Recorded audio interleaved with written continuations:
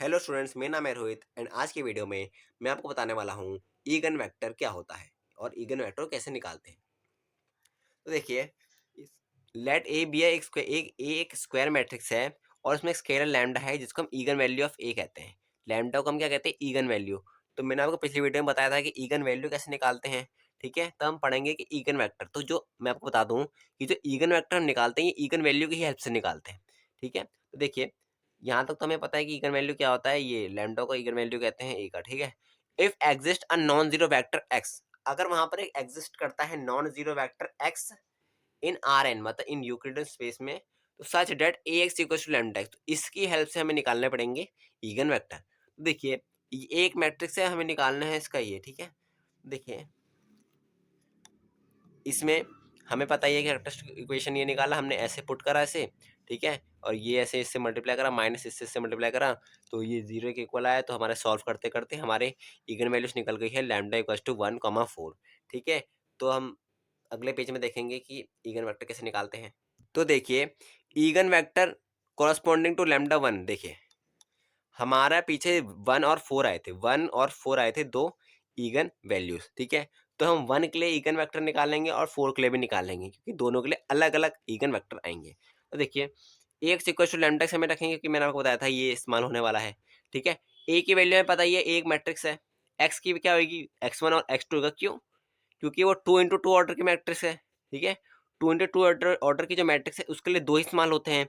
और अगर 3 × 3 मैट्रिक्स होगी तो यहाँ पर 3 इस्तेमाल होंगे। जैसे x1 x2 हो गया 2 × 2 ऑर्डर की मैट्रिक्स के लिए, और 3 ऑर्डर की मैट्रिक्स से इस्तेमाल होगा x1 x2 और x3। तो देखिए यहाँ इसके 2 ऑर्डर की है तो यहाँ पर x1 और x2 इस्तेमाल हुआ। लैम्डा की वैल्यू हमें पता ही है 1 डॉट, और ये x1 x2 यहाँ से सेम रहेगा दोनों जगह। ठीक है, अब देखिए इसको इससे मल्टीप्लाई करेंगे तो 3x1 minus x2 minus 2x1 plus 2x2। ठीक है, ये आ गया। ठीक है, आपको आती होगी मैट्रिक्स मल्टीप्लिकेशन। और ये इसके इक्वल रखा तो इसको इसके इक्वल रख देंगे, इसको इसके इक्वल। ठीक है, अगर इसको इसके इक्वल रखेंगे तो यहाँ से एक, तो देखिए इसके इक्वल रखा तो यहाँ पर क्या हुआ, ये इधर गया तो ये हुआ और ये इधर गया, ये माइनस के इधर प्लस बन गया और ये इधर गया तो 2x1 इक्वल टू x2 आ गया। ठीक है, और अगर हम यहाँ से निकालोगे तो यहाँ पे सेम वैल्यू आएगी। देखिए ये जैसे हमारा यहाँ पर ये आया ना, ठीक है, तो हम एक ही निकाल लेते हैं क्योंकि हमें पता है कि दोनों एक सेम है। जैसे इधर है, इधर क्या आएगा -2x1 plus 2x2 equals to x2। अब देखिए x2 को हम इधर ले गए, इसको इधर ले गए, तो क्या हुआ 2x2 माइनस x2 हुआ इधर आके, तो कितना हुआ x2 बचा, और इक्वल्स टू ये इधर गया तो 2x1। तो देखिए सेम ही आ रहा है। ठीक है, तो हमें ये निकालने की ज़रूरत नहीं है, एक ही निकालने से हो जाएगा।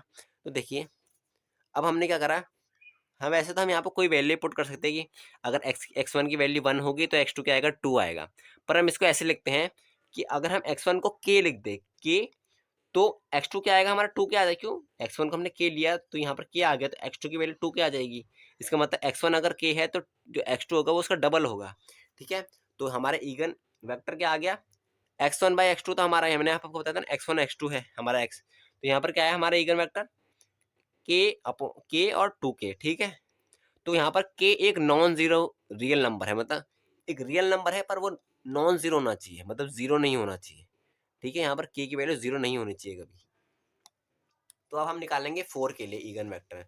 तो कॉरस्पॉन्डिंग टू 4, तो देखिए यहाँ पर हमने सेम करा, a लिखा या x लिखा, ये लैम्डा की वैल्यू डाली या x1 x2।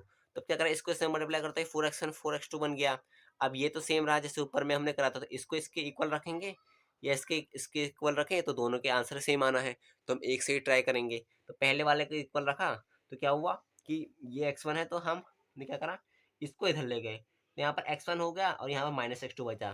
ठीक है, तो हमने क्या करा, x2 की वैल्यू हमने k डाल दी, तो क्या हुआ x1 की वैल्यू माइनस के खुद ही आ गई। ठीक है, तो -k/k यहाँ पर हमने लिख दिया है, और वहाँ जहाँ पर where k is a non zero real number. ठीक है, तो मतलब यहाँ पर जीरो नहीं होना चाहिए कि और कुछ भी हो। तो देखिए अगर यहाँ पर आपका 3 × 3 आ जाता है तो आपको आगे का तो पता ही है कि कैसे ईगन वैल्यूज निकालते हैं। ठीक है, तो यहाँ पर ईगन वैल्यूज निकालने आपको आता ही है।